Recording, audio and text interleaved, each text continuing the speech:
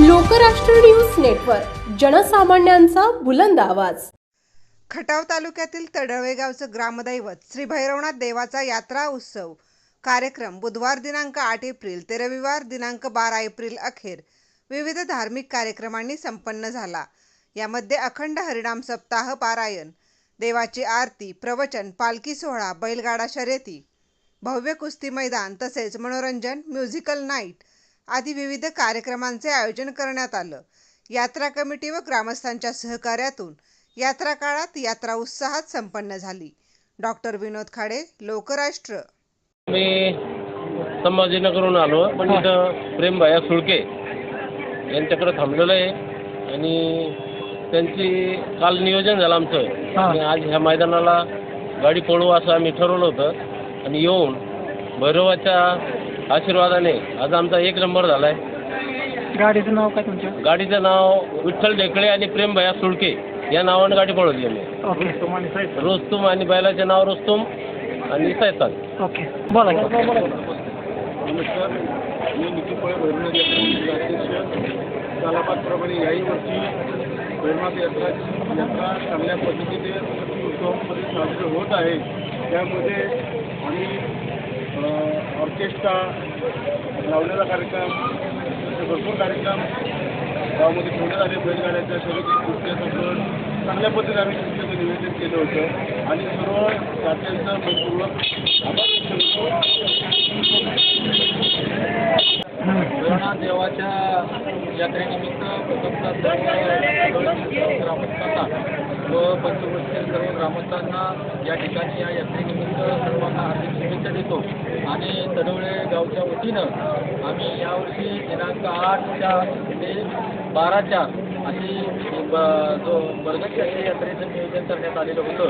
8 तारखेला सायंकाळी भैरवनाथ देवाच्या यात्रेनिमित्त जिल्हा परिषद आदर्श शाळा तडवळे या शाळेच्या वतीनं या ठिकाणी एक सांस्कृतिक व कला मनोरंजनाचा कार्यक्रम हा सायंकाळी चांगल्या प्रकारे या ठिकाणी सादर झाला। त्यानंतर दुसऱ्या दिवशी 9 तारखेला संध्याकाळी कीर्तनाचा कार्यक्रम हा वैभव फडतरे महाराज जिगंजीकर यांचा या ठिकाणी पाटील बंधूंच्या सौजन्यातून कीर्तनाचा कार्यक्रम 9 तारखेला या ठिकाणी उत्साहामध्ये संपन्न झाला।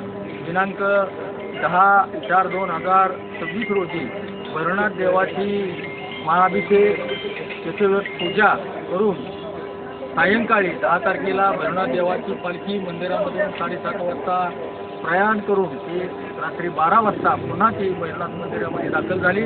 अतिशय आनंदाच्या भरामध्ये सर्व भैरवनाथ भक्तांनी त्याचा दर्शनाचा लाभ घेतला आणि त्याच दिवशी संध्याकाळी आमच्याच गावचे सर्व पोलीस मित्रमंडळ, पोलीस बंधू यांच्या माध्यमातून करमणुकीचा कोल्हापूरचा धमाका हा ऑर्केस्ट्रा या ठिकाणी पोलीस मित्रमंडळाच्या सौजन्याने दाखवण्यात आलेला होता। त्यानंतर आज या ठिकाणी कालचा दिवस होता। काल आपल्या तडोळे ग्रामस्थांच्या व यात्रा कमिटीच्या सहकार्याने कुस्त्यांचे निकाली जंगी मैदान या ठिकाणी दुपारी 1 वाजल्यापासून नियोजित केलं होतं। त्यामध्ये 3 लाख ते 100 रुपयांपर्यंतच्या इनामाच्या कुस्त्याचं नियोजन या ठिकाणी ग्रामस्थांच्या सौजन्याने, थोर देणगीदारांच्या सौजन्याने व यात्रा कमिटीच्या या ठिकाणी संपन्न झालं आणि काल जंगी निकाली कुस्त्यांचे मैदान संपल्यानंतर काल संध्याकाळी कला मनोरंजनाचा दुसरा कार्यक्रम स्वर माधुरी हा आमच्याच गावचे साबळे बंधू, या साबळे बंधू अर्जुन शेठ साबळे आणि बाबूराव साबळे शेठ या दोघांच्या सौजन्यातून या ठिकाणी हा काल रात्री कार्यक्रम संपन्न झाला आणि आज यात्रेचा 12 तारखेचा शेवटचा दिवस।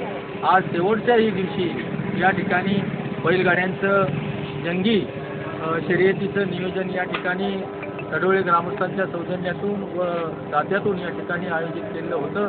त्याही स्पर्धा अत्यंत उत्साहामध्ये या ठिकाणी चांगल्या प्रकारे पार पडल्या आणि आज संध्याकाळी आपल्या कला व मनोरंजनाचा एक मोठा कार्यक्रम राधा पाटील मुंबईकर यांचा स्टेज शो या ठिकाणी तडोळे ग्रामस्थांच्या वर्गणीतून व देणगीतून या ठिकाणी आज आयोजित केला आहे. याचाही लाभ सर्व तडवळे गावातील व परिसरातील सर्व ग्रामस्थांनी घ्यावा अशी यात्रा कमिटीच्या वतीनं यात्रा कमिटीचे अध्यक्ष उपाध्यक्ष व सर्व सदस्य व तडवळे ग्रामस्थांच्या वतीनं नम्रतेची विनंती सर्वांनी उपस्थित राहावं असं आवाहन या निमित्तानं यात्रा कमिटीच्या वतीनं करण्यात येत आहे. धन्यवाद.